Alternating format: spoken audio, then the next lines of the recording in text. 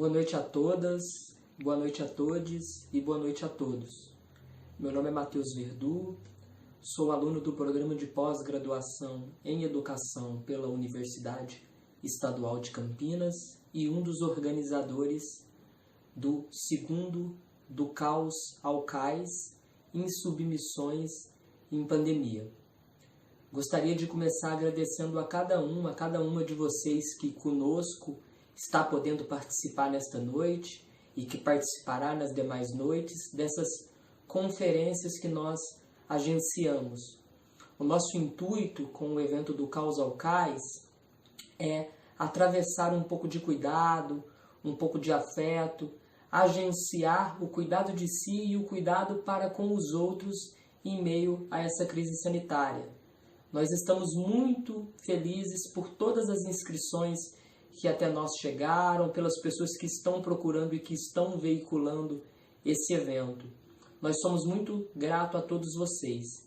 Em especial, somos gratos também à Faculdade de Educação da Unicamp e especificamente ao grupo de estudos e linha de pesquisa Fala, que sem essa participação nós não teríamos conseguido de maneira tão produtiva fazer isso.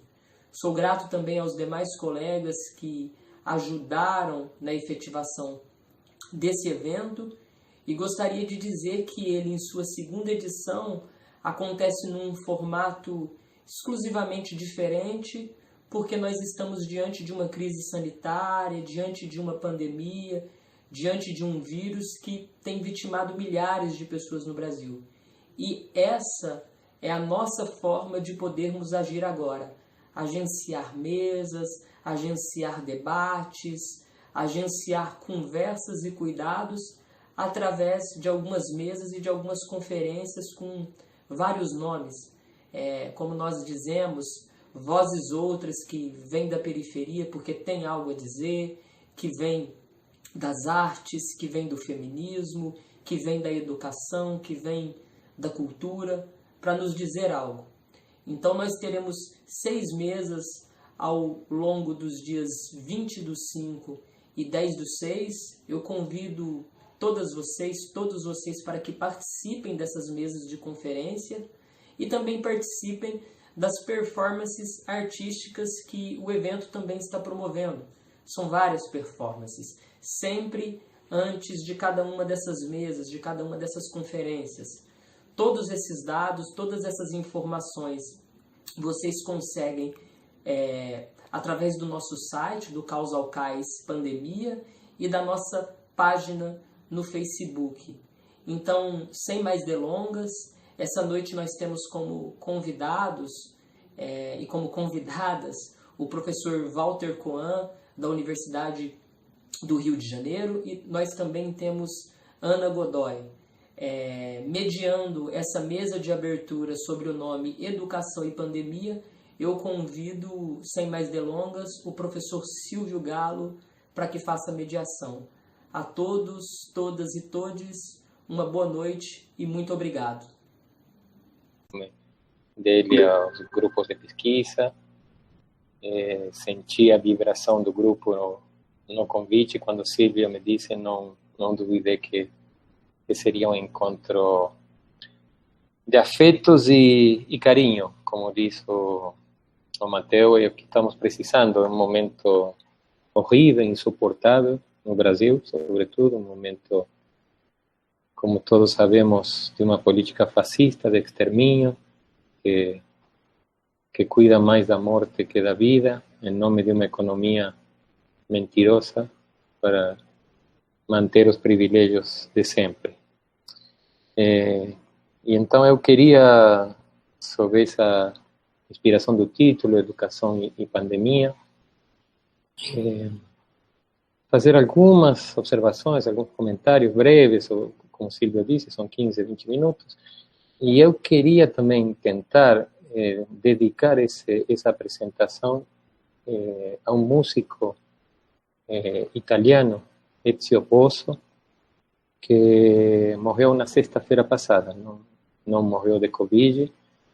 Ezio Pozo, não sei se vocês conhecem, tinha uma doença degenerativa que foi se complicando, mas eu gostaria, se vocês me permitem, tentar mostrar para vocês um vídeo de uma apresentação. O vídeo dura 6 minutos, então ficariam uns 10 para a minha fala.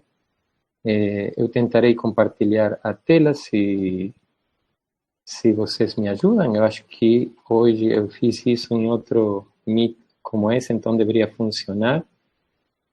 Eu vou passar, são 6 minutos, ele fala pouquinhas coisas em italiano e depois eu vou traduzir, mas eu queria que vocês escutem ele primeiro e assistam a uma apresentação que se chama Seguindo um Pássaro, Following a Bird, no Festival de São Remo, em 2016. Mas a imagem vai falar mais do que eu estou falando. Então, vou compartilhar agora. Vocês estão conseguindo ver a tela? Vou reproduzir então. Tenha atenção agora, no que ele diz agora. Ricordatevi sempre, la musica come la vita si può fare solo in un modo, insieme. Ciao! Grazie! Então, espero que tenham gostado dessa apresentação e que sejam convidados a ouvir mais coisas de Ezio Bosso, que morreu na sexta-feira passada de uma doença degenerativa que ele teve por muitos anos. E eu queria reparar em 4 coisas. Sim, mando o link, e eu fechei agora para que não continuasse reproduzindo, mas logo que termino, me silencio, abro de novo e passo o link imediatamente. Eu queria me deter em 3 ou 4 ideias, depende do que deem os 10 minutos, que afirma nesse pequeno trecho Ezio. A primeira coisa, no início, ele diz que essa música se chama Following a Bird, Seguindo um Pássaro. E ele criou essa música perdendo-se para justamente atrás do voo de um pássaro, e comenta que pensamos que perder-se é uma coisa negativa, que é uma coisa ruim, mas ele diz a importância de perder-se e a importância de perder coisas como os medos, os preconceitos, a dor, e também a importância, ele diz, de perder-se para encontrar-se, a necessidade de perder-se para encontrar-se.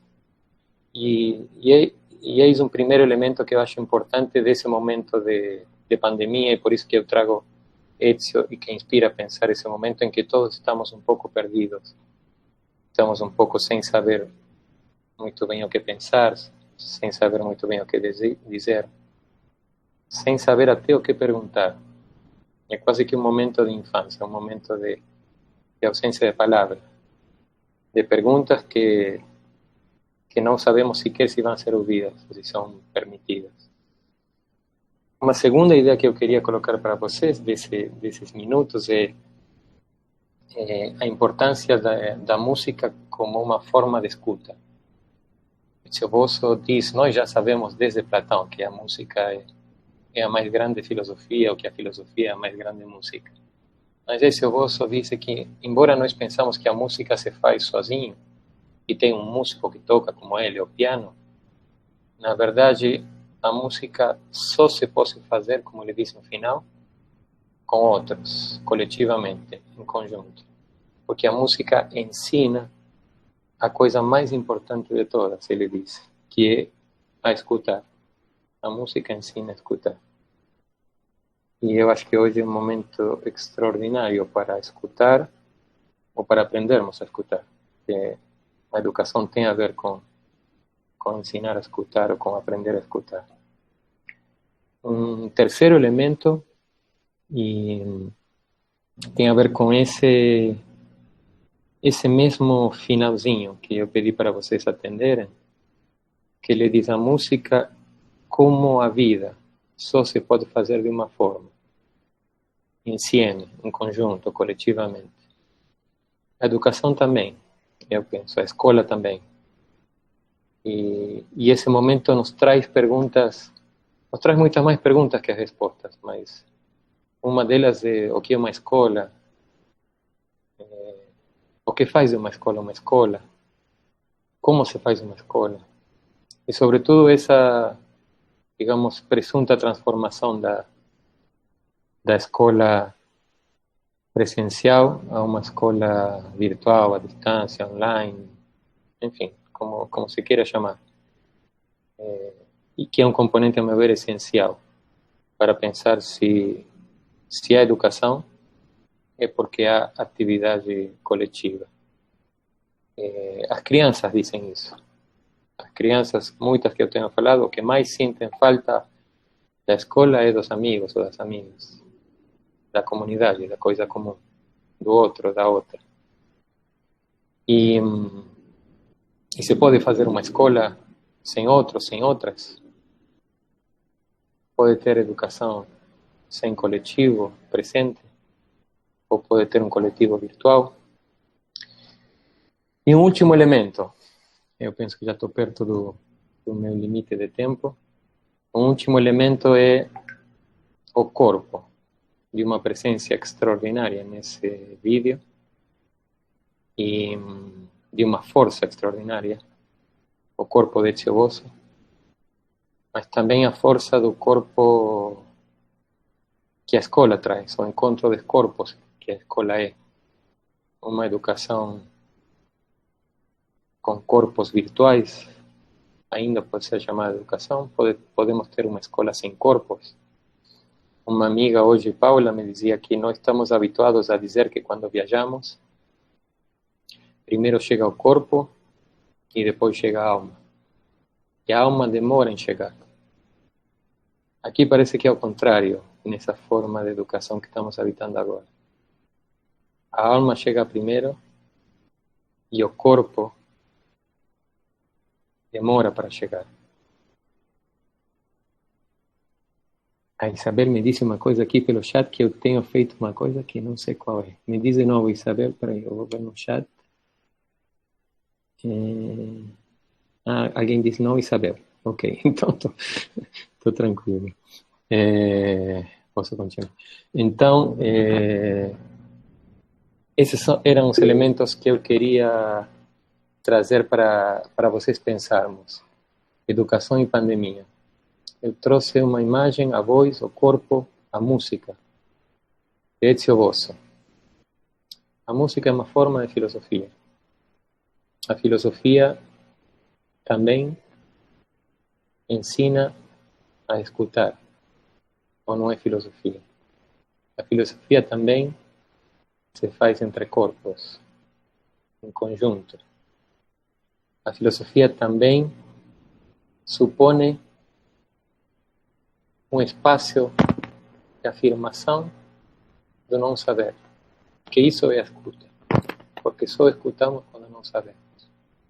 E a pandemia, nesse sentido, é uma oportunidade extraordinária de dissociar essa lógica tão perversa, de que alguém ensina porque sabe e alguém aprende porque não sabe. Alguém ensina talvez porque escuta. Alguém ensina porque propicia condições para uma escuta coletiva e para uma produção coletiva, para uma afirmação coletiva. E alguém educa também porque deixa seu corpo à disposição do encontro de outros corpos.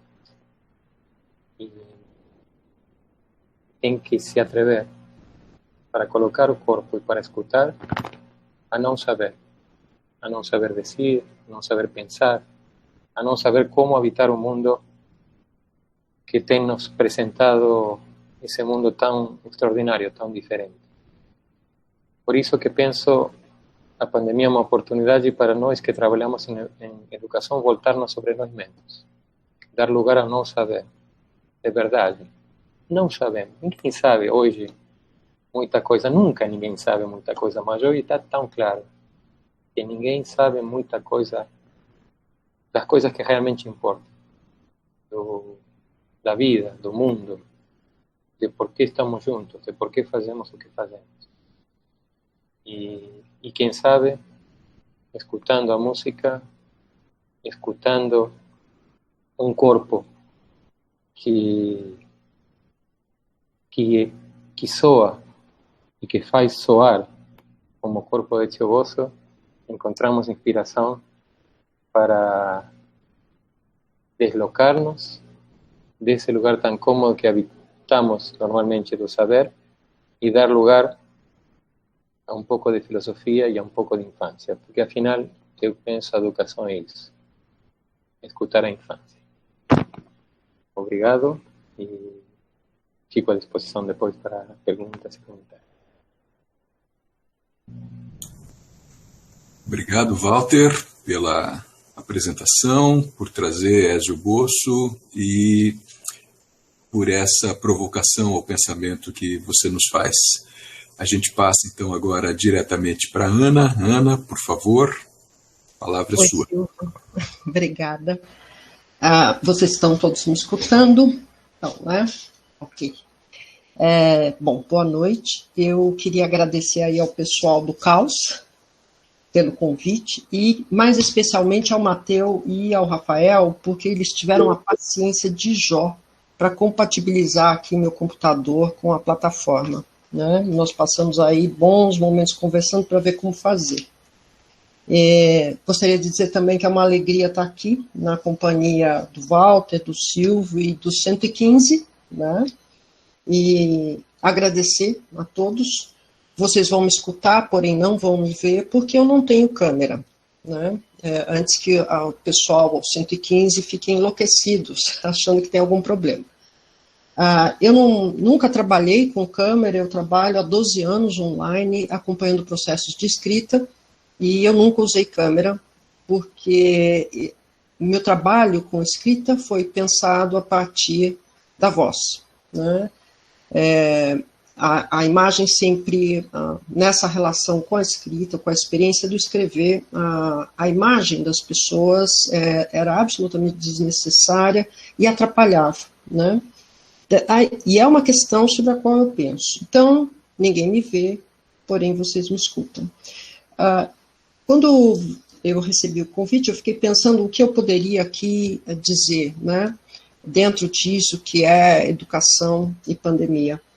E eu fui um pouco, acho que na mesma direção que o Walter, pensando aqui algo que seria como escrever nesses tempos, que é uma pergunta, e, ao mesmo tempo, uma afirmação. Não há escrita sem corpo, né? É preciso corpo para escrever. E me parece que é justamente o corpo que padece, né? Ele padece do medo, da incerteza, de um não saber que está em relação com esse momento, mas um não saber que precede esse momento, né? Então, como constituir esse corpo, um corpo que pode escrever? Porque me parece que a experiência de escrita, né, que vem se configurando nesse tempo, da impossibilidade de escrever, uma vez que se tem medo, uma vez que já não se pode mais, para alguns, sair, né? Porque a gente tem aí uma diversidade muito grande de possibilidades, né? Desde um não sair absoluto até o possível sair, né? Nós temos espaços de minutos onde as pessoas estão, as que estão em isolamento, não são todas, né? Mas a grande parte.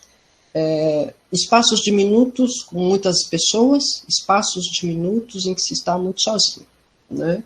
E tudo isso passou a ser uma grande questão. O que eu venho pensando é que tudo isso já era uma questão. Na realidade, como escrever nesses tempos antecedia esses tempos que a gente vive. A experiência da escrita nunca foi uma experiência fácil para grande parte das pessoas, né? Ela sempre pareceu estar condicionada a certas coisas, né? Só escrevo se tiver lido muito, só escrevo se estiver tranquilo, se tiver dormido bem, se tiver assistido a aula, se tiver um computador, enfim. Cada um vai construindo, né, ou vai reunindo uma série de condicionantes que vai tornando, na realidade, a escrita impossível, né? Porque, do meu ponto de vista, para escrever é preciso um corpo que entre em contato com o mundo, que experimente o mundo, e experimente naquilo que o mundo, daquilo que o mundo é portador, no sentido de que a gente escreve com o medo que sente, com a dor que sente, escreve com a raiva, né, que sente, escreve com as pequenas alegrias que a gente é capaz de extrair a cada momento em meio a um não saber muito grande, né? Então, não me parece que escrever nesses tempos seja tão diferente, na realidade, do que escrever em qualquer outro tempo. Pelo menos não do ponto de vista da experiência de escrita que muitas pessoas que eu acompanhei nesses 12 anos têm, né? De uma escrita condicionada. Eu entendo que a escrita como prática seria a prática da mais ampla liberdade, né?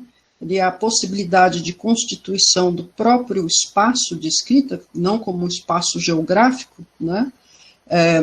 Um espaço de intensidades daquilo que eu posso experimentar, né? No qual não há nenhuma hierarquia ou nenhum regramento. Todas as regras nesse espaço, né, podem ser modificadas. Não há nada acima da própria escrita que reja a escrita. Do ponto de vista do exercício livre da vontade, né, é possível escrever, então, em qualquer tempo. Mas isso não quer dizer que é fácil, né? Então, me parece que essa pergunta, como escrever nesses tempos, daria a entender que haveria tempos em que escrever seria fácil, e escrever não é, né? Talvez a gente precisasse, nesses tempos, em que a gente pouco sabe, como bem disse o Walter, em que o não saber ganha uma intensidade tão grande, que a gente pudesse acolher esse não saber como um componente da própria experiência da escrita, né? No sentido de que aquilo que move a escrita não é o que eu sei, é justamente o que eu não sei. E por não saber, eu também não sei que caminhos percorrer, né? Como fazer.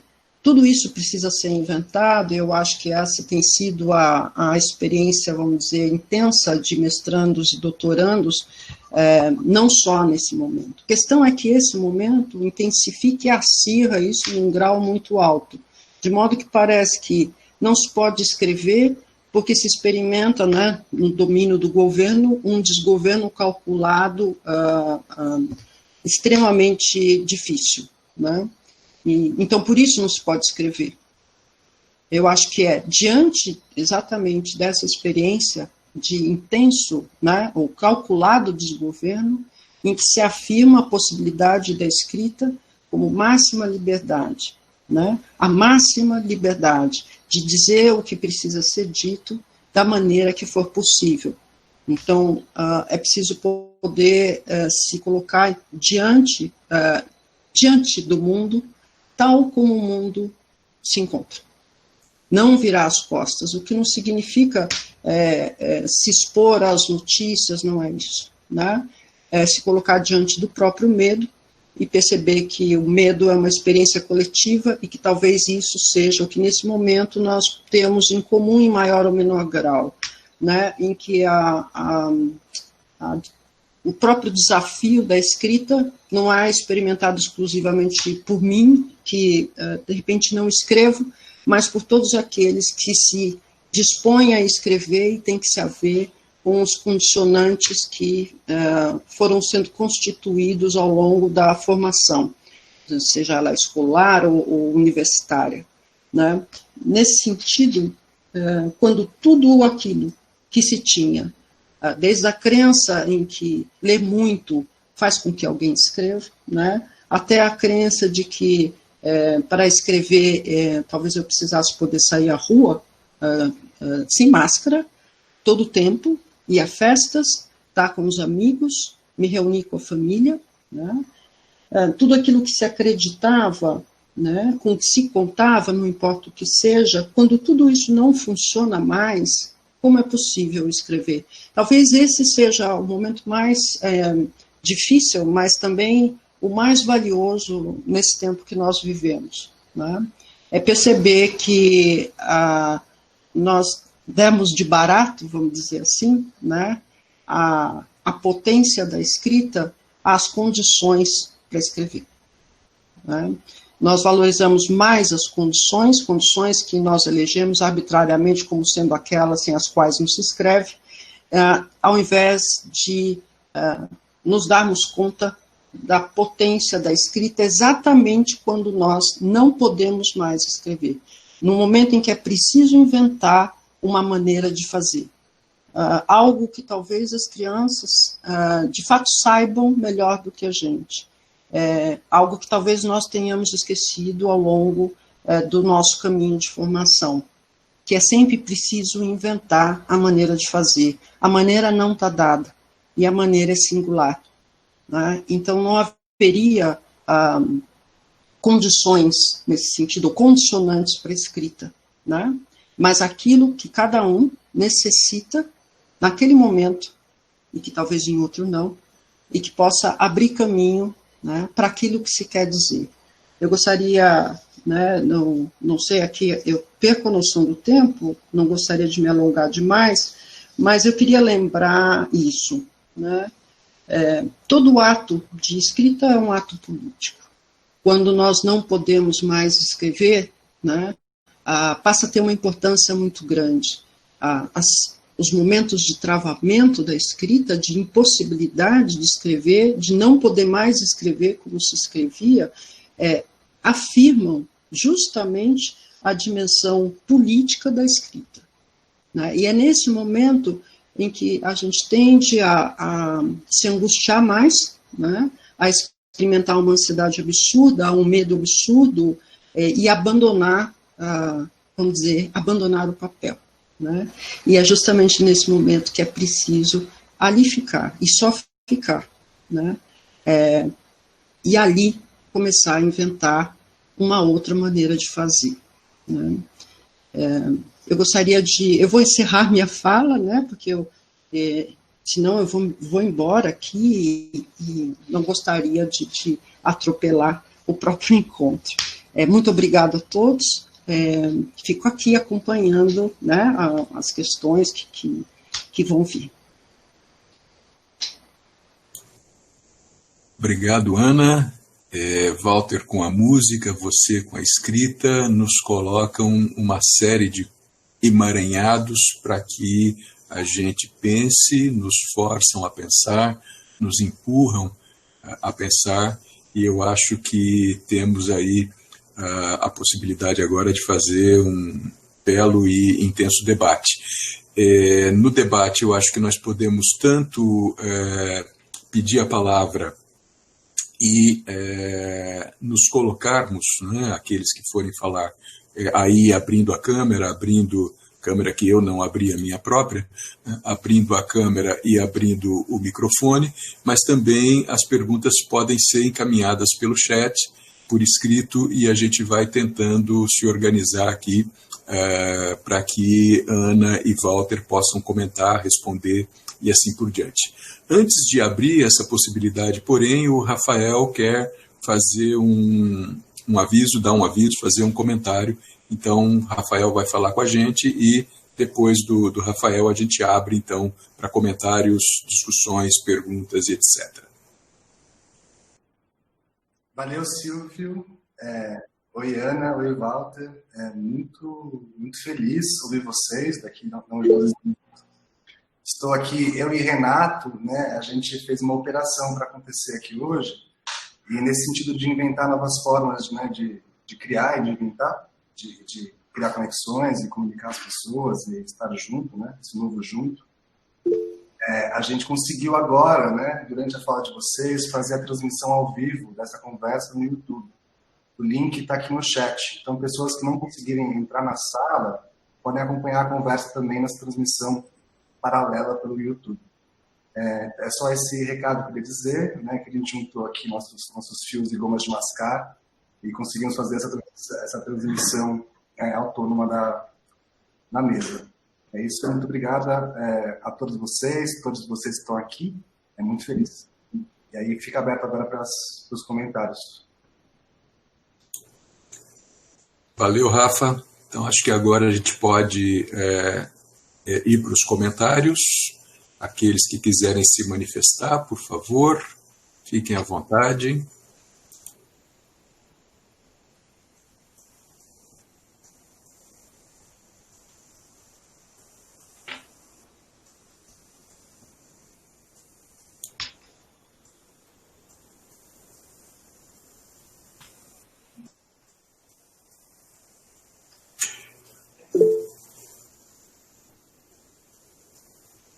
Bom, parece que aqui num evento remoto, online, a gente tem a mesma situação dos eventos presenciais, né?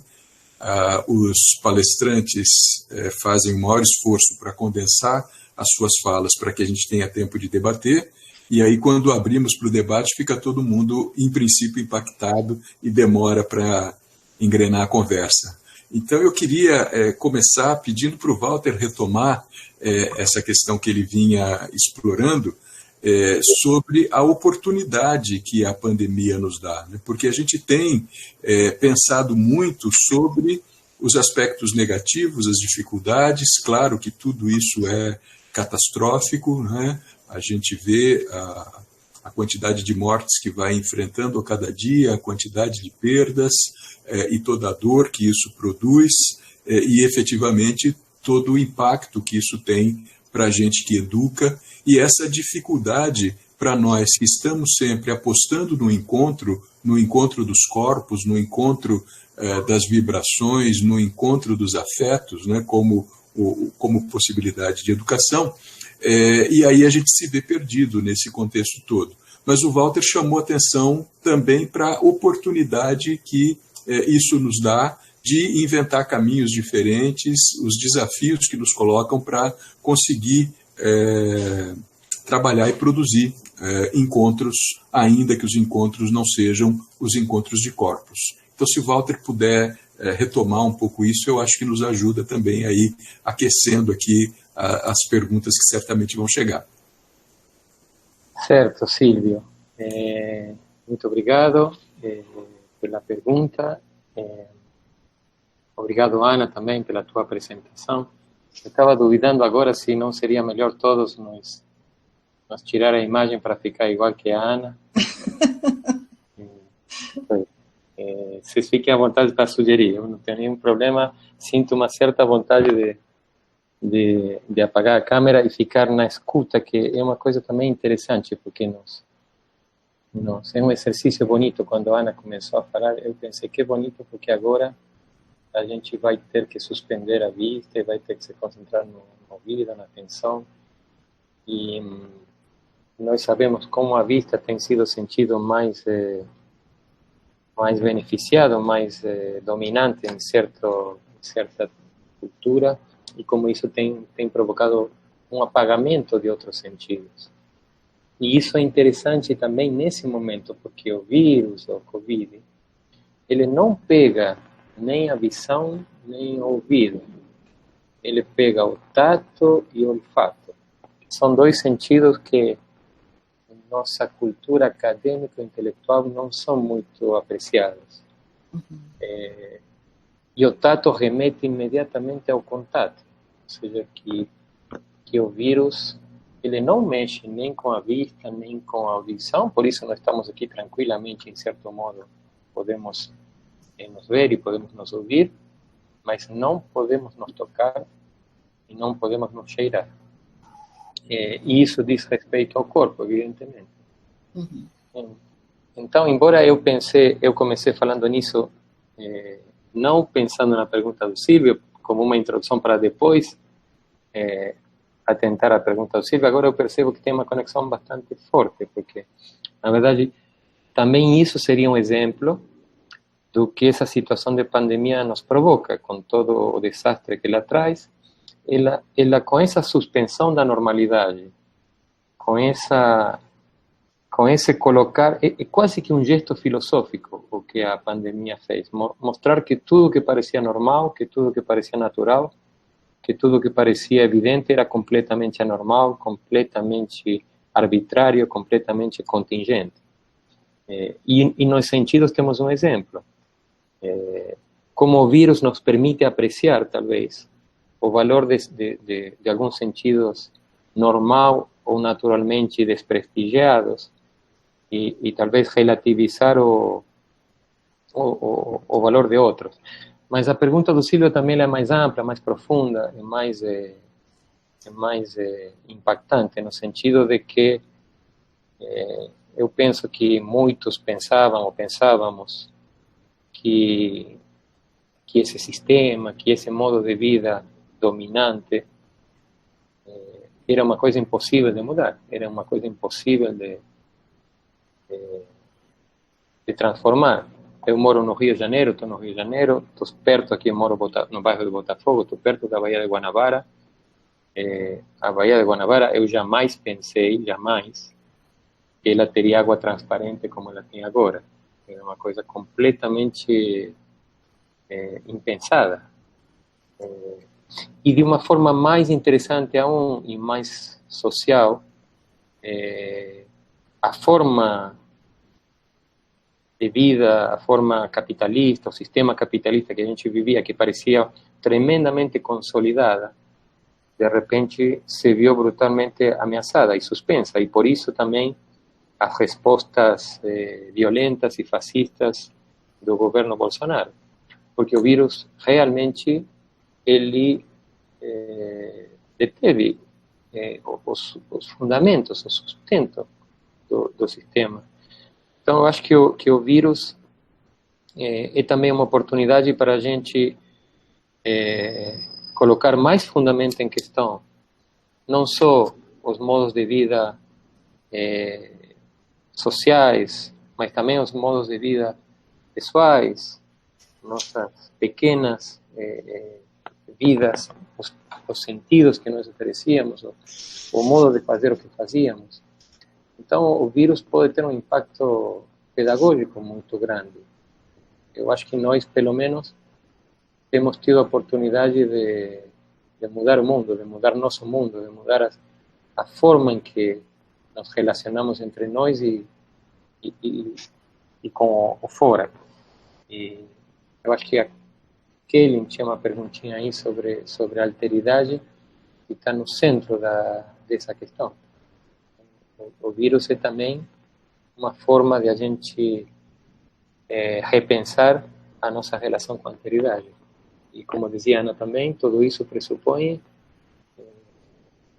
um valor afirmativo do não saber, a força do não saber, a extraordinária potência educativa que tem o não saber, que tem a filosofia, que tem essa relação ao saber, que permite sempre saber de outra maneira e também sempre pensar que as coisas podem ser de outra maneira. Penso que o vírus tem essa extraordinária potência de nos fazer lembrar, aos que tínhamos esquecido, que as coisas sempre podem ser de outra maneira. Obrigado, Walter. Nós temos duas perguntas aqui colocadas. Não sei se a Ana quer comentar alguma coisa sobre isso, mas nós temos duas perguntas. Eu vou tomar a liberdade de colocá-las aqui, e aí podemos entrar com a Ana e com o Walter novamente. A primeira pergunta é uma pergunta que a Verônica fez aqui pelo chat, e ela coloca a questão de como é que nós podemos trabalhar na escola o corpo numa sociedade que mata o corpo, né? E pelo chat do YouTube, Renato está nos passando aqui, porque a gente não tem acesso a ele, uma pergunta da Jéssica Felizardo, dirigida diretamente para a Ana. Ela pergunta se há práticas nesse momento para ajudar a escrever. Ela pergunta o que a Ana tem feito e pedindo que a Ana compartilhe com a gente os caminhos que ela tem encontrado. A Dorothy, vou aproveitar aqui, porque tem uma outra pergunta direcionada para a Ana. A Dorothy pergunta, muitos de nós estamos esmorecendo, vivenciamos mortes, desafios e retrocessos. como ler uma normalidade na escrita com tantos fatores nos atravessando.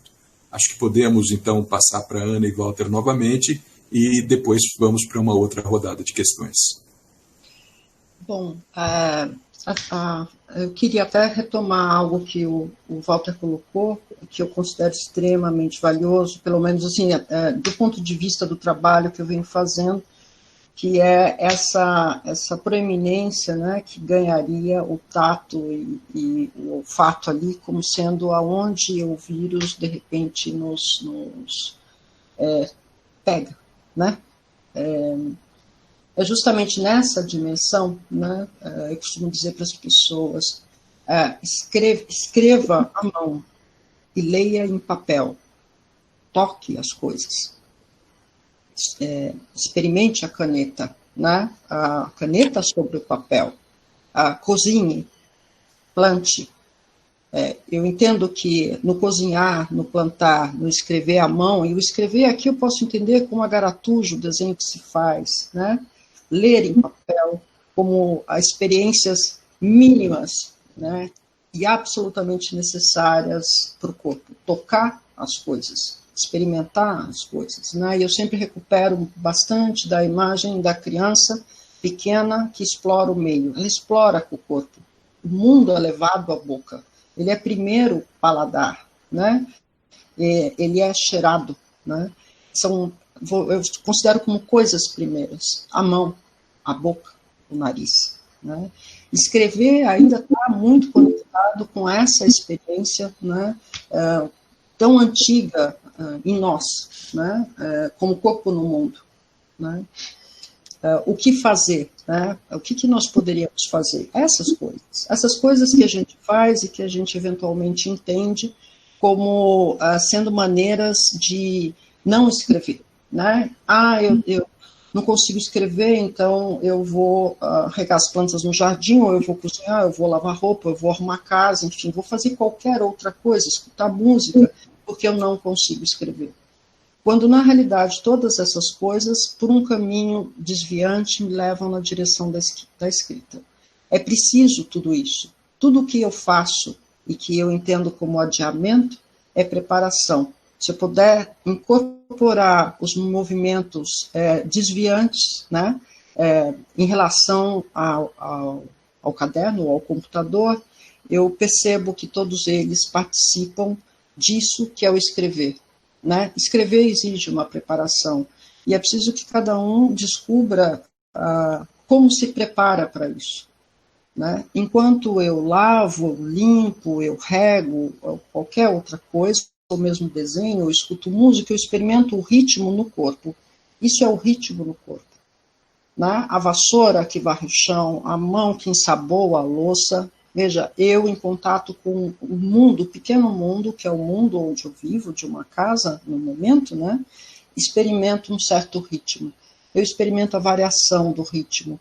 A escrita é ritmo, né? Então, no sentido de o que eu posso fazer. O que eu faço aqui, né? Eu na minha casa, são essas coisas, né? É passear com o cachorro, né? Eu saio à noite e caminho com o cachorro. Caminhar é importante. Para os que têm medo de sair de casa, né? Porque tem localidades em que isso se coloca, às vezes, por medo ou por imposição e não se pode sair, caminhar dentro de casa.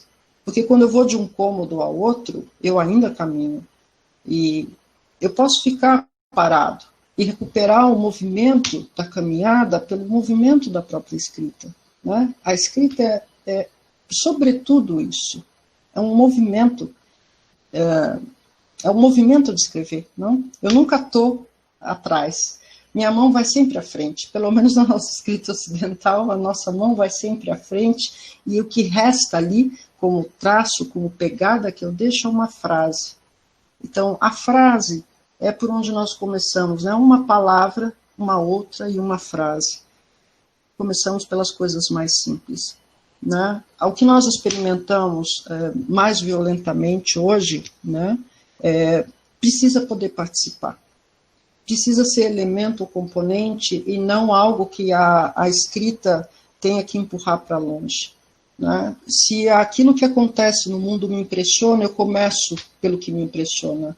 Não importa se o que eu tenho a escrever, seja uma tese ou uma dissertação, não contemple aquilo que se passa, porque o meu corpo contempla o que se passa, ele experimenta isso.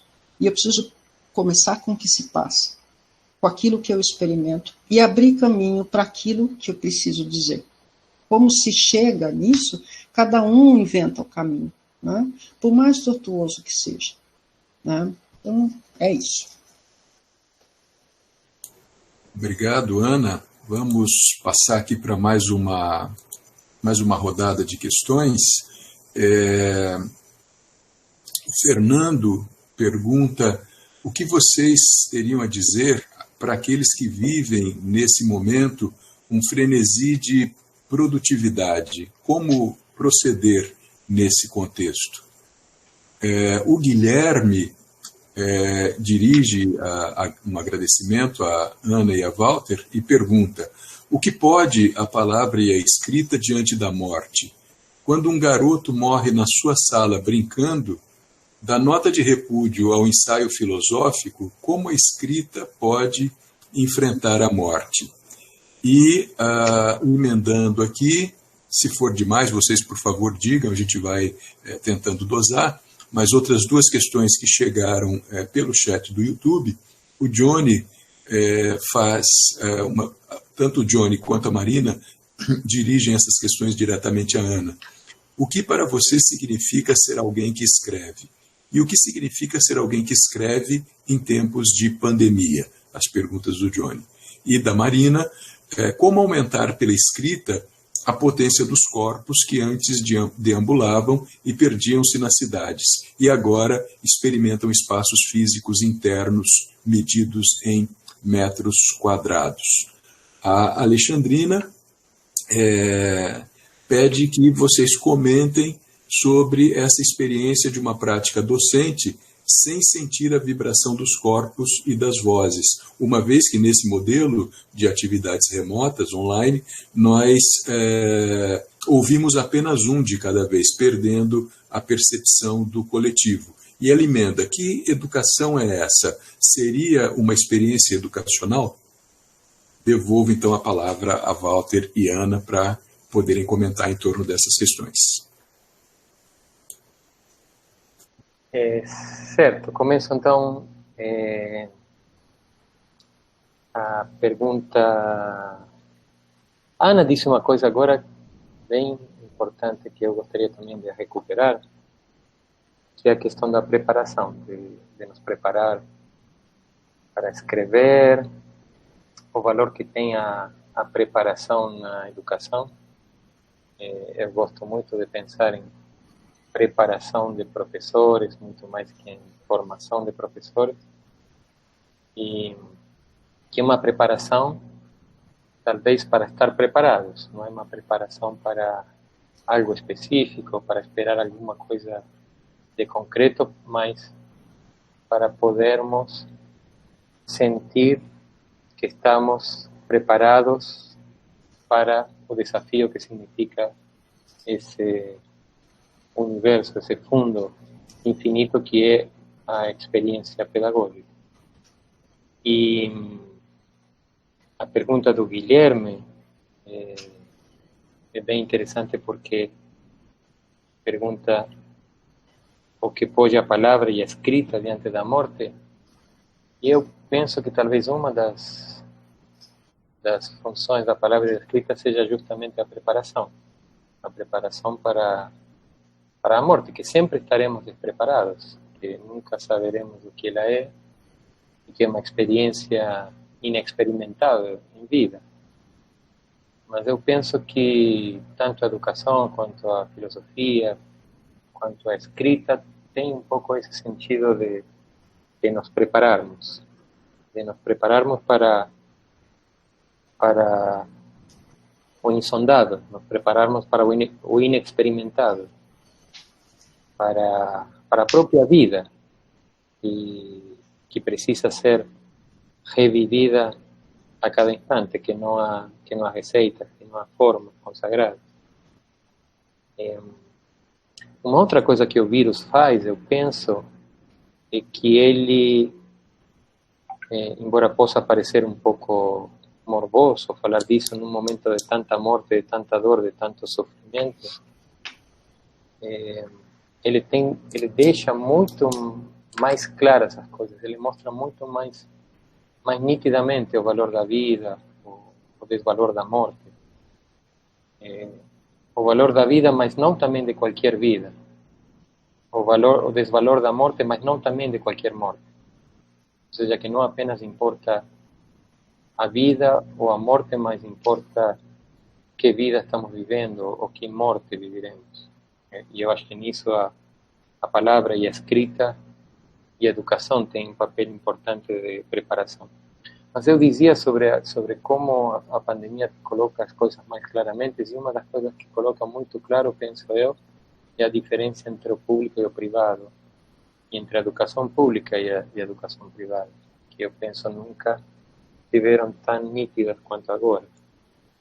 A pergunta do Fernando, que diz respeito a aqueles que vivem o frenesi da produtividade, claro, eu também trabalho numa universidade pública, sou daqueles privilegiados que posso ficar em casa nesse momento, e como uma universidade que tem não mantido suspenso as aulas regulares, não seguido a lógica da produtividade e afirmado esse espaço como um espaço importante para repensar o que significa educar, o que significa universidade, o que significa seguir com a lógica da produtividade, por exemplo, quando, no caso da UERJ, onde eu trabalho, há uma porcentagem significativa de alunos que não têm conectividade, não têm condições de assistir a aulas online.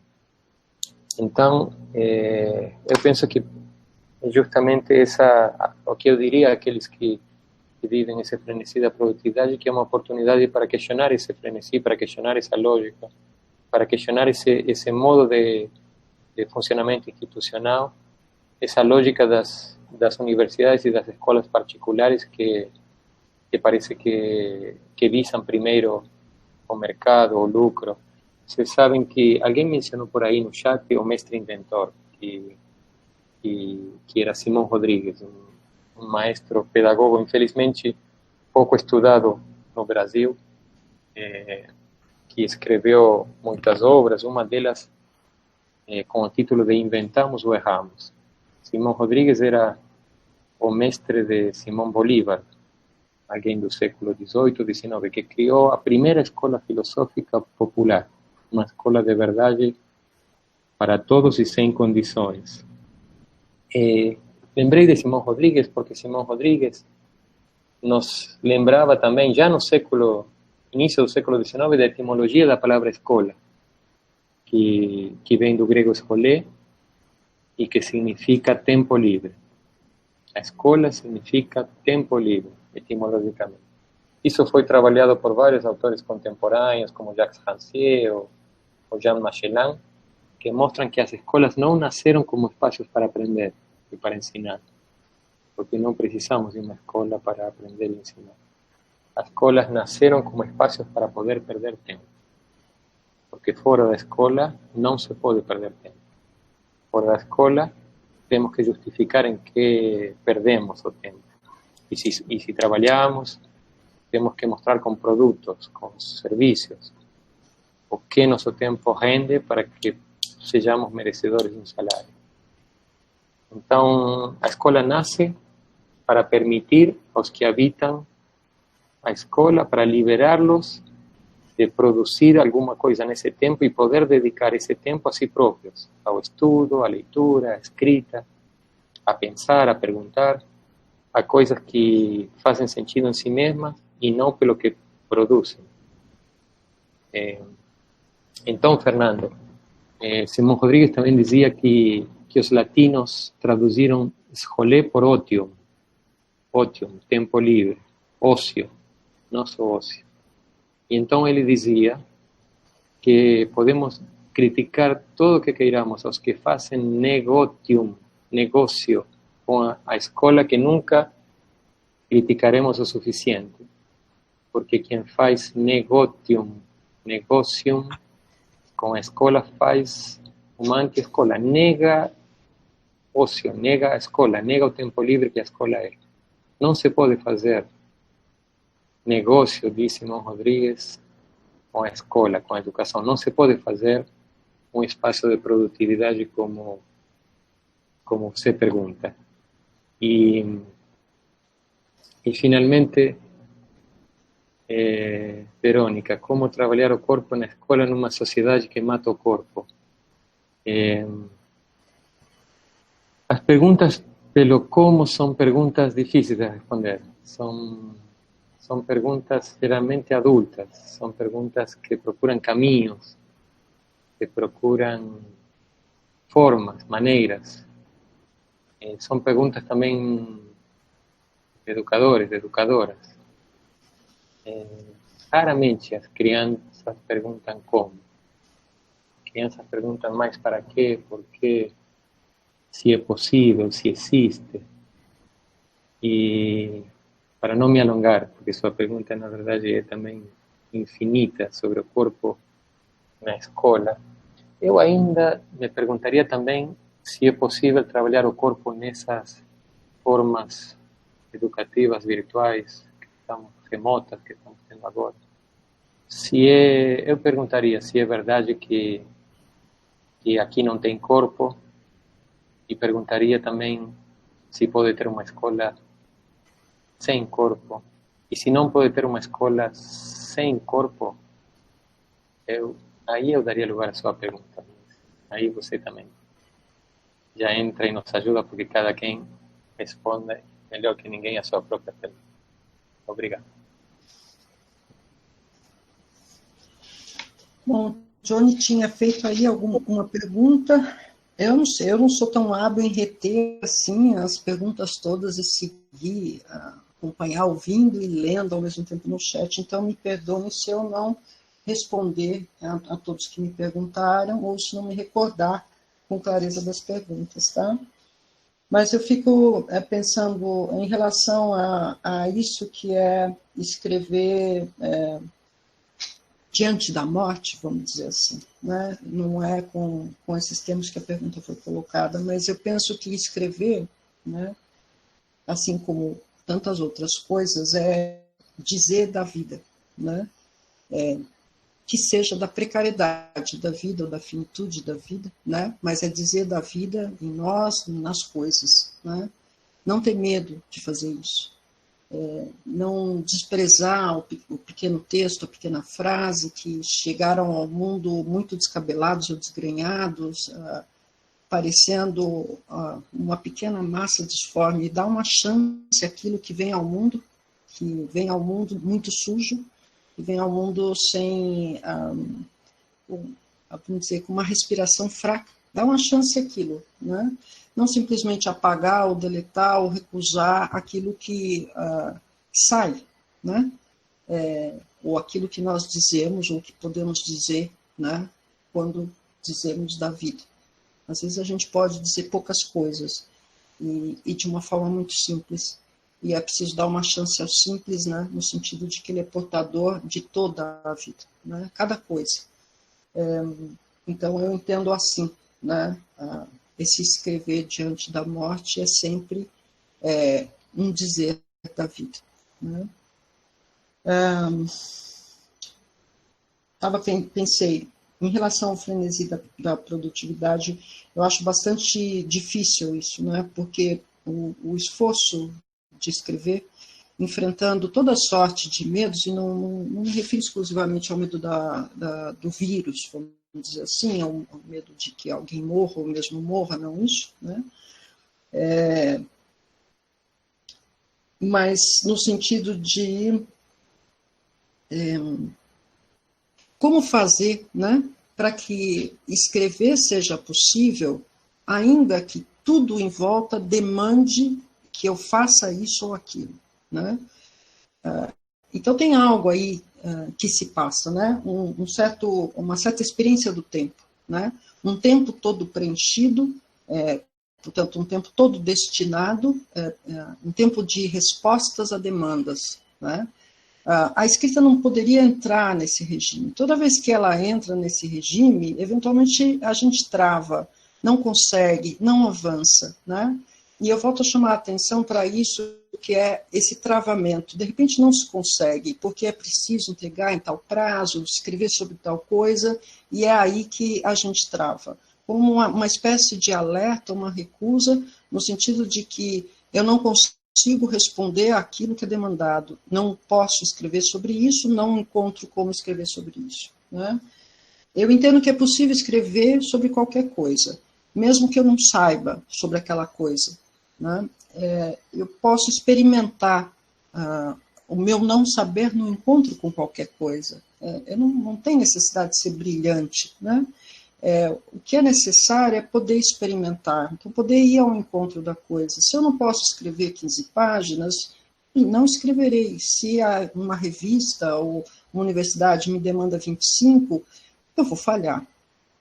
E a questão, para mim, está mais nesse lugar. A gente, num regime de produtividade, a gente não pode falhar. E se a gente não puder falhar, a gente não vai poder escrever. Falhar é muito importante. É cair e levantar, né? É trombar de frente com alguma coisa e recuar, é recomeçar, é tentar mais uma vez, né? É aí que está, vamos dizer, o grande barato, que é difícil, né? Mas que é absolutamente necessário. É saber até onde é possível ir, é não achar que deve-se ir, mas que é possível ir até aqui, e o que é possível é o necessário, né? Isso coloca um monte de questões que eu acho que são enormes, né, e para cada um isso pode aparecer de uma maneira, seja, né, os que são professores em universidades privadas e públicas, com regimes os mais variados, em condições as mais diversas, né. Então, não dá, essa fala não pode ser uma fala geral ou generalizante, né, ela é só um acento, né, que eu gostaria de colocar, e que vai na direção do que o Walter diz. É preciso pensar, poder pensar, né? Que tipo de relação a gente vem estabelecendo com o mundo, com as coisas do mundo, com as pessoas e com a gente mesmo, né? Poder se situar em relação àquilo que para nós nesse momento é possível, né? Poder falhar eventualmente, poder recomeçar, poder fazer de outra maneira, né? Então, eu deixaria minha fala nesse lugar, né? Tinha uma outra pergunta complicadíssima que me fizeram aqui, que o Renato Mendes colocou em nome da Paula Gomes de Oliveira, que é como eu sinto a relação da escrita entre o fora e o dentro, que estão em caixa alta, tá certo? Que dá para eles uma grandeza assim que eu não sei se eu vou dar conta, não. Entre o eu e o nós, o eu e o mundo, nesse contexto de confinamento, né? Assim, se estamos confinados, e não somos todos que estamos tão confinados, e esse confinamento é para mim uma questão, tá certo? Como ele se coloca, como cada um de nós vai vivendo isso, está vivendo isso, né? Eu fico pensando, eu vou partir do princípio de que sim, estamos confinados, o que significa que só estamos indo ao supermercado e passando estresse, né? Ou a farmácia, toda vez que a gente vai para além da porta de casa, a gente experimenta esse grau de estresse. Eu vou tomar esse fora e esse dentro, mais como um fora desse confinamento e um dentro desse confinamento. E vou me perguntar em que medida confinados já não estávamos. Há um certo regime, há uma certa maneira de fazer as coisas, de se conduzir no mundo, né? E em que medida o confinamento espacial, né, esse das portas, paredes, etc., não exacerba algo que a gente já vinha experimentando numa outra dimensão, né? Como se... e não vou entrar, né, vamos dizer, nas particularidades ou singularidades da relação com o vírus. Estou pensando só a questão do confinamento, né? Se a gente já não estava preso, de alguma maneira, em armadilhas outras, né, ou em emparedamentos outros, né?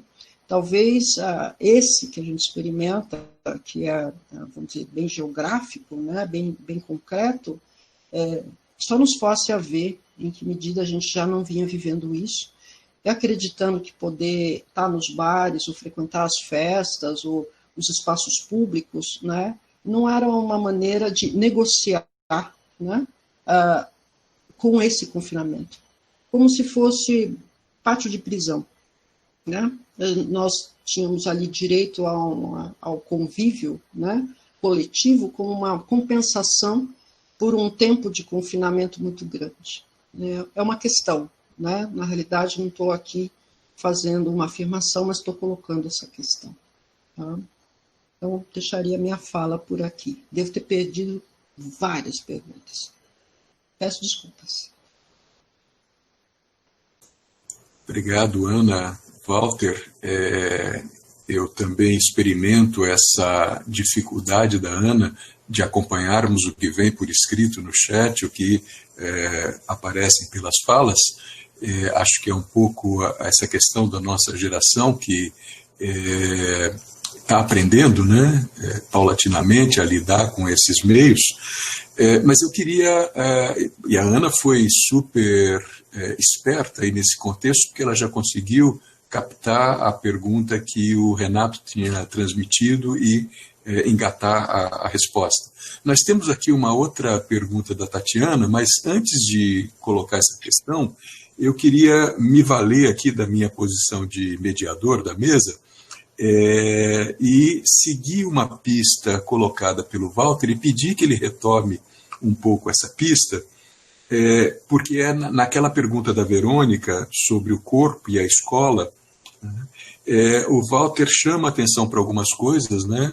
Será que, pelo fato de termos uma relação remota, uma relação que não é a da presença física, né? E aí talvez esteja o equívoco da gente fazer a oposição entre educação à distância e educação presencial, né? Porque na distância nós temos uma presença, nós estamos aqui presentes entre nós agora, ainda que nós não estejamos fisicamente juntos, mas estamos presentes, habitando esse mesmo tempo, dialogando, conversando, pensando coletivamente.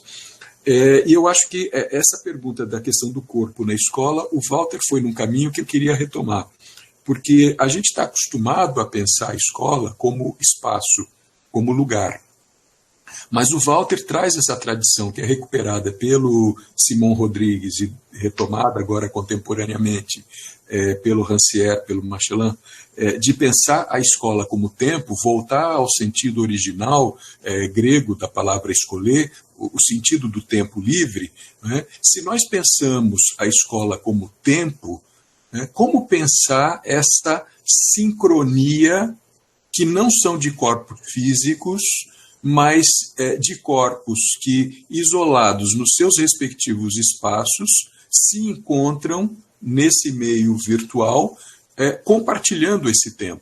Isso reconfigura totalmente a nossa maneira de pensar a escola, né? E eu acho que com isso a gente recoloca também, de algum modo, a questão da Alexandrina, né? Porque ela dizia que a gente parece perder o coletivo, né? Porque na medida em que aqui, embora estejamos num coletivo, mas a gente não consegue olhar para todos ao mesmo tempo e ouvir a todos ao mesmo tempo, coisa que numa sala de aula talvez seja mais privilegiado para isso, mas nós estamos presentes nesse mesmo tempo.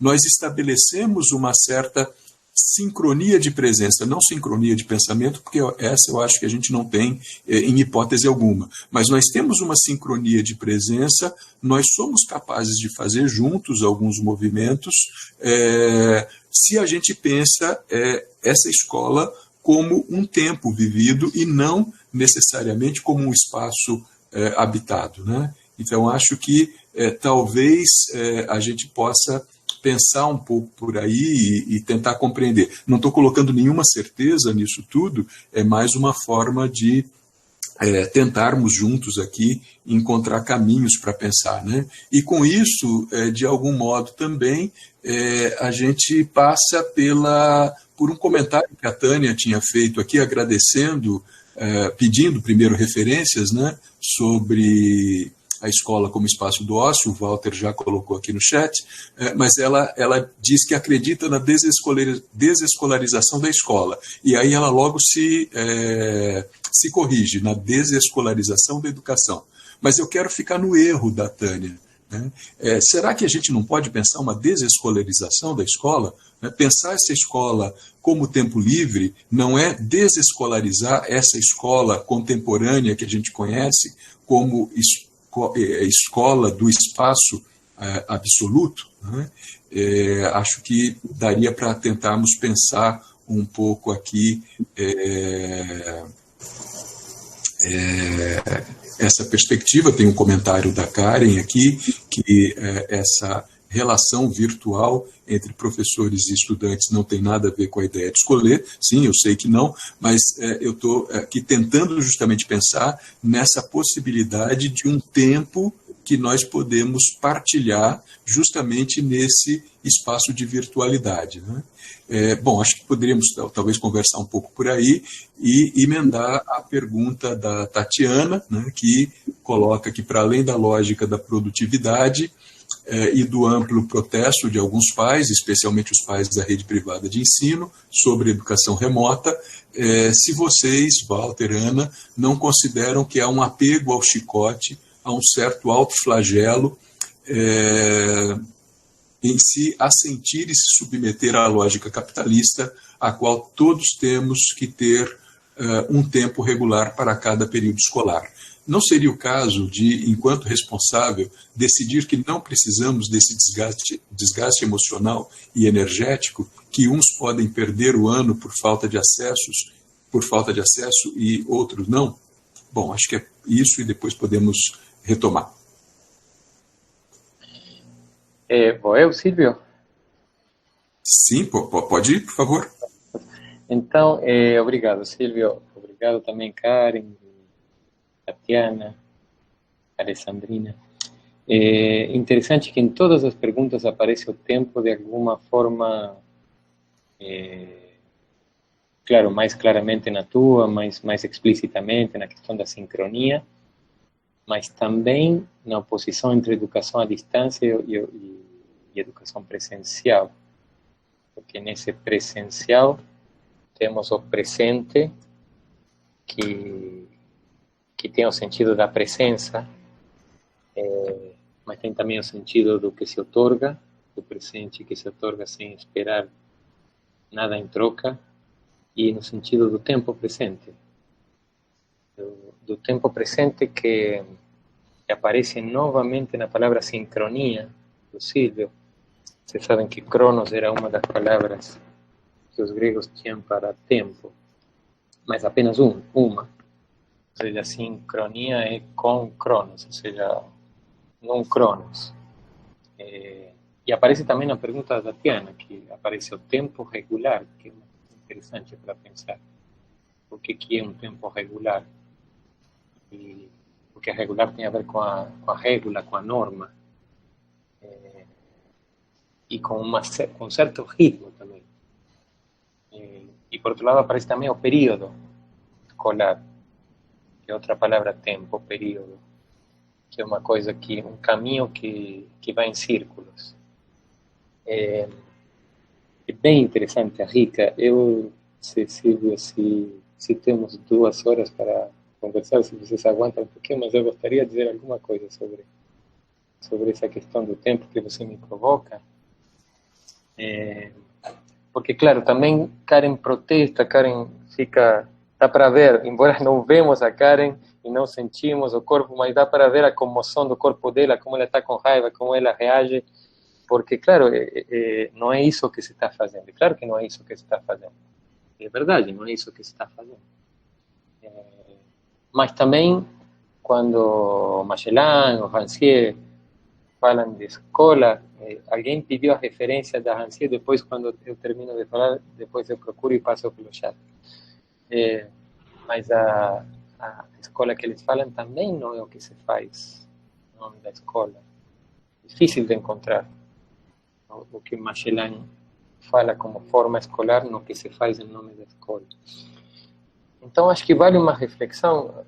O convite do Silvio é bem desenho gigante, porque eu concordo com ele que é uma falsa oposição, em certo modo, a oposição entre educação à distância e educação presencial, porque podemos ter uma educação à distância muito mais presencial que muitas práticas presenciais distantes. Embora, é claro, Karen, que não seja isso que mais costumamos ver em nome da educação à distância, mas eu acho que eu colocaria isso mais como um desafio, como não saber, como algo que precisamos explorar e não como algo já marcado por uma categoria.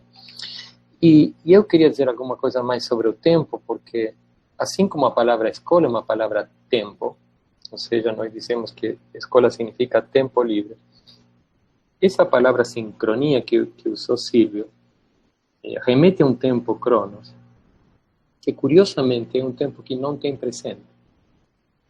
É um tempo onde não pode ter presença, não pode haver presença, porque cronos é o número do movimento segundo o antes e o depois. É o tempo do calendário, do relógio, é o tempo que passa. É o tempo de uma agulha de um relógio, que passa, passa, passa, e não para, não pode parar, porque se cronos parasse, seria como pensar que se poderia deter o movimento do mundo, e o mundo está em movimento.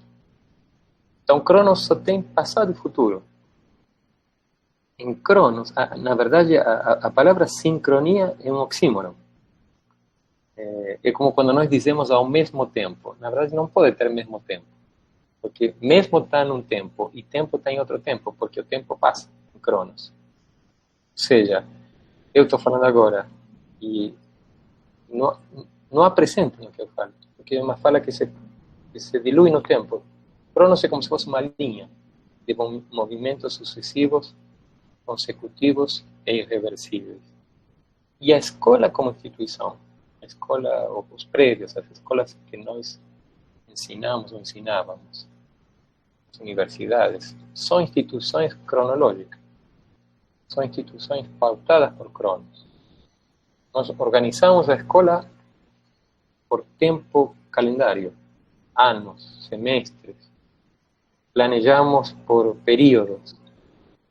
As crianças as organizamos segundo o número de anos que elas têm, ou seja, o tempo que têm passado por cronos. Toda a vida escolar está pautada por cronos. E se isso é verdade, em certo modo, isso significa que na escola como instituição não pode existir presente. Não pode haver presente. Porque o tempo da escola não passa. E, de fato, não é tão estranho que seja assim, porque se nós vemos o que aprendemos na escola aprendemos coisas ou para o futuro, ou para um outro momento, ou coisas que tentamos relacionar e recuperar de um passado. Ou seja, nós no ano aprendemos uma matemática que vai nos permitir desdobrar a matemática que aprendíamos para depois fazer alguma outra coisa com essa matemática fora da escola, e assim por diante. Ou seja, a escola é o império de Cronos. E os gregos tinham também outros dois tempos. Vou dizer muito rapidamente. Sinto um pouco de vergonha de estar me alongando, sobretudo por Cronos, porque Cronos passa implacavelmente. Mas eu gostaria de situar a vocês, ou de convidar a vocês a sentirem outros tempos que os gregos tinham. Um que chamavam Kairos, e também eu não sou muito hábil, e vi que alguém colocou aqui no chat que passa alguma coisa sobre Kairos, mas Kairos é justamente o tempo que se traduz como oportunidade. Aquilo que com Silvio pensávamos que, em certo modo, a pandemia é uma oportunidade, um momento oportuno. Kairos, se Cronos é um tempo meramente qualitativo, numérico, Kairos é um tempo que marca uma qualidade.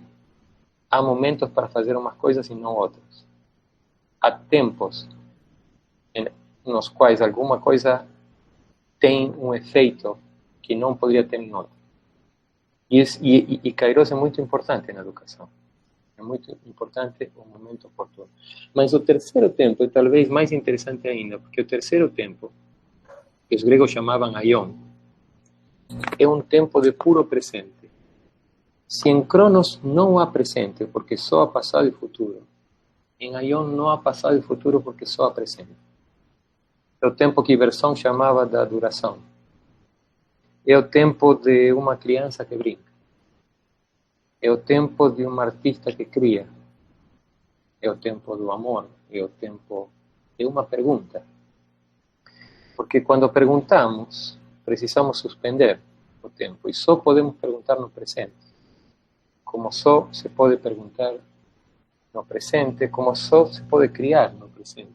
E como só se pode brincar no presente. Por isso Picasso, por exemplo, disse que demorou muitos anos, muito Cronos, para voltar a pintar como uma criança. Ou seja, para voltar a experimentar Aion, no presente.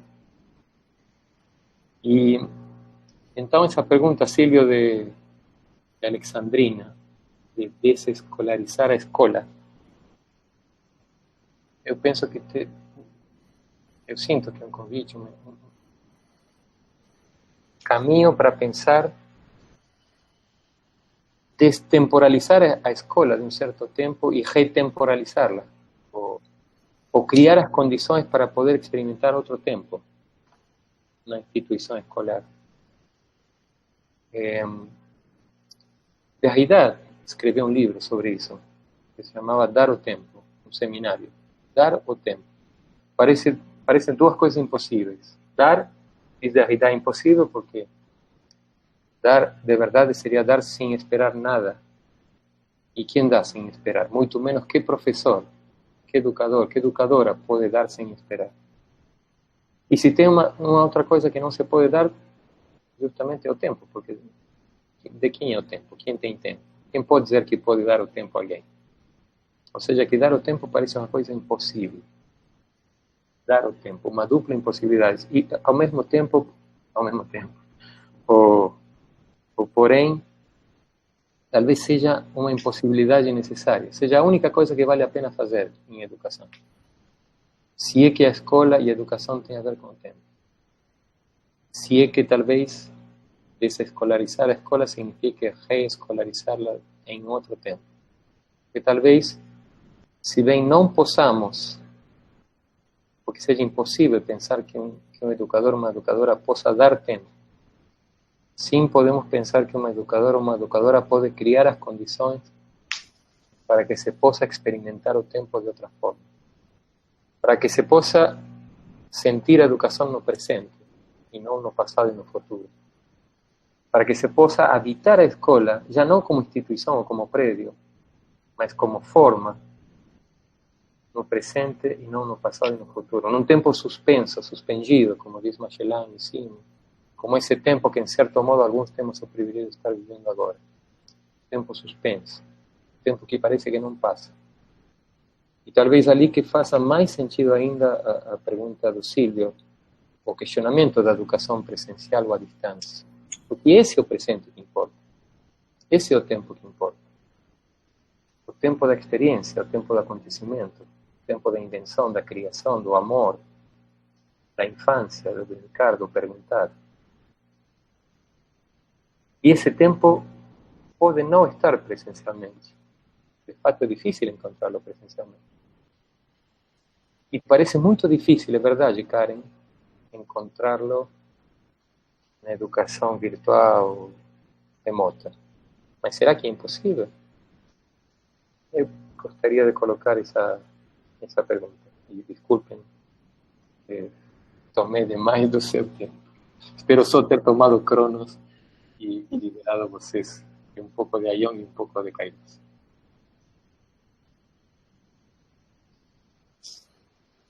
Eu gostaria de retomar aí, eu gosto desse Aion que você traz, quando você fala o tempo da criança, né, de uma criança que brinca, né, que é o tempo da criação.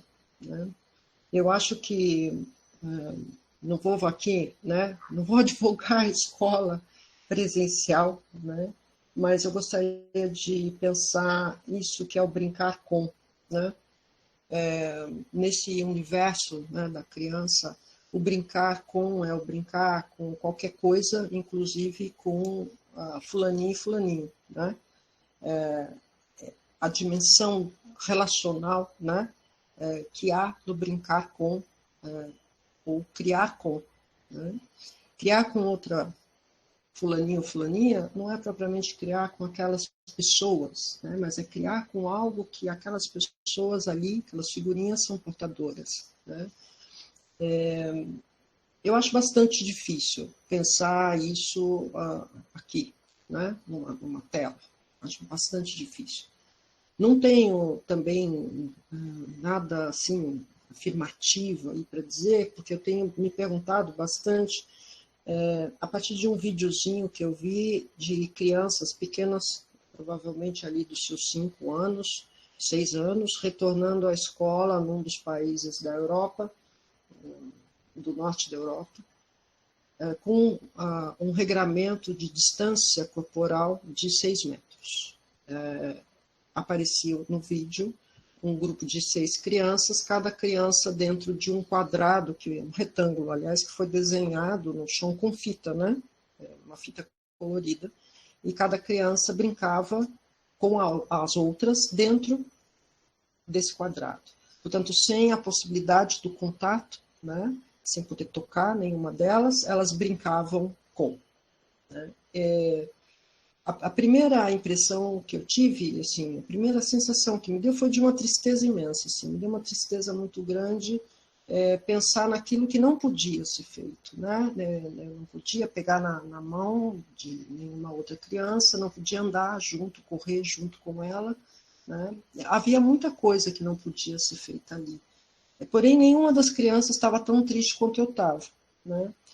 E o que me fez lembrar que talvez a minha experiência do mundo, né, nesses 60 anos, supôs isso.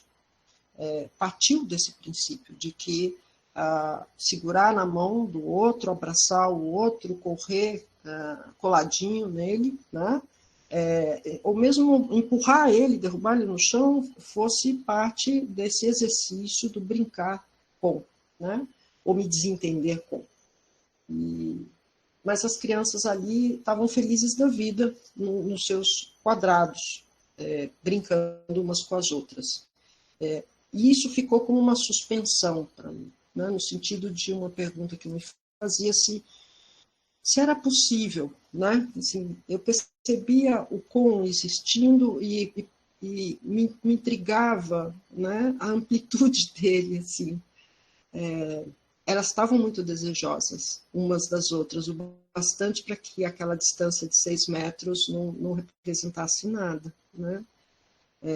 Por outro lado, uma outra experiência que me foi, né, relatada de uma criança que pergunta à mãe se ela podia naquele dia, como criança pergunta, né?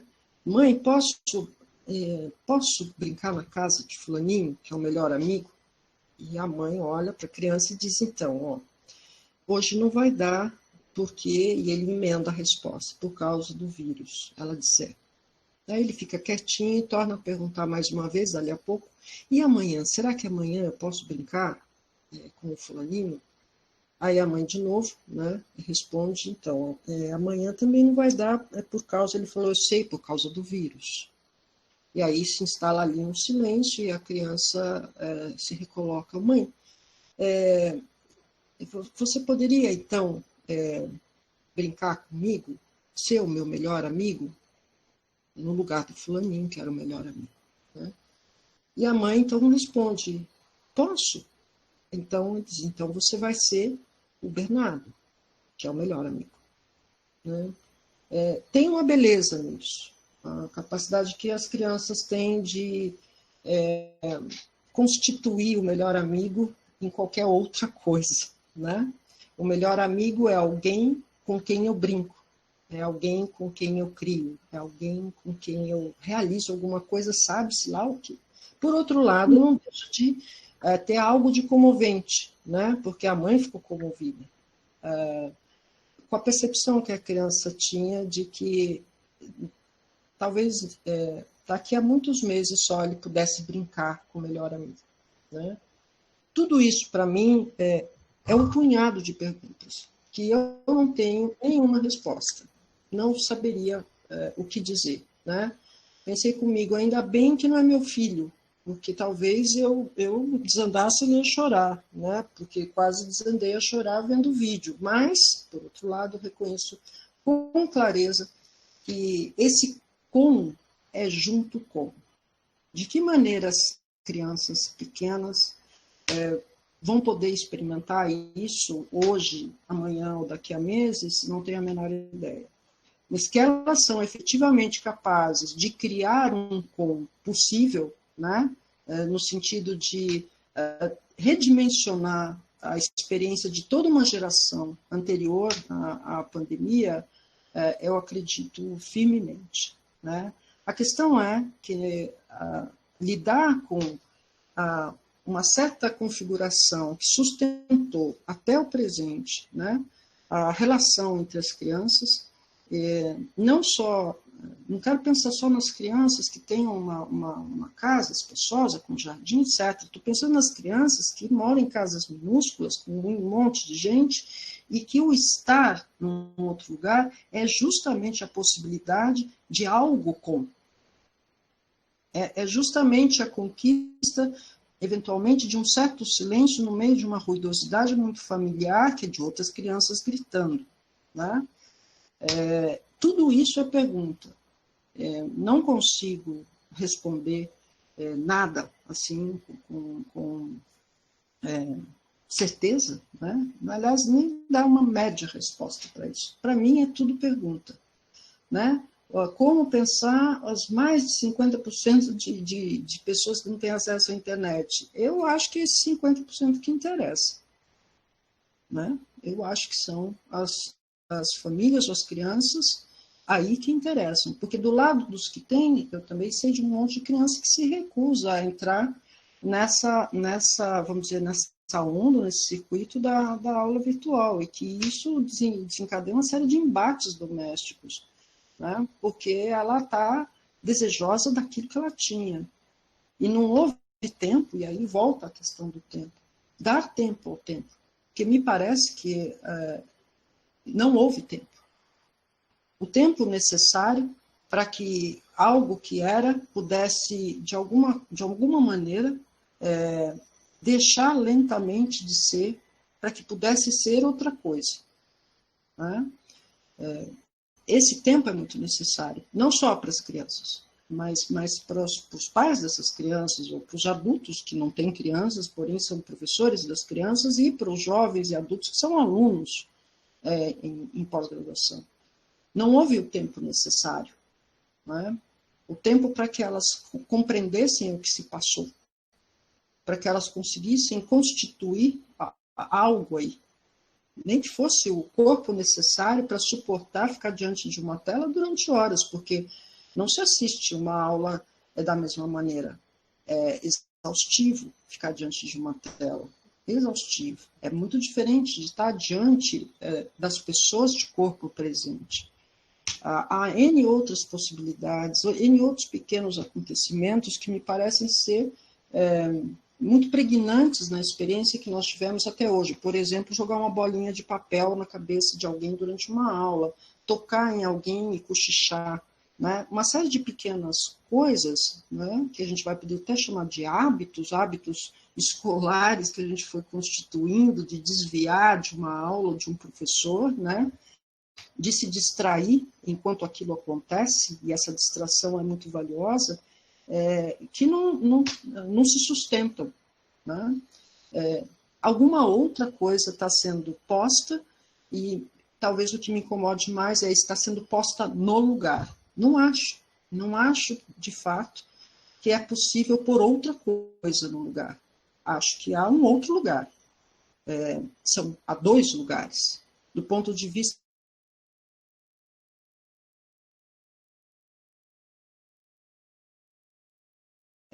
não quero me alongar mais, né? E a minha internet aqui também está querendo me abandonar. Deu uma falhada, espero que vocês tenham podido me escutar.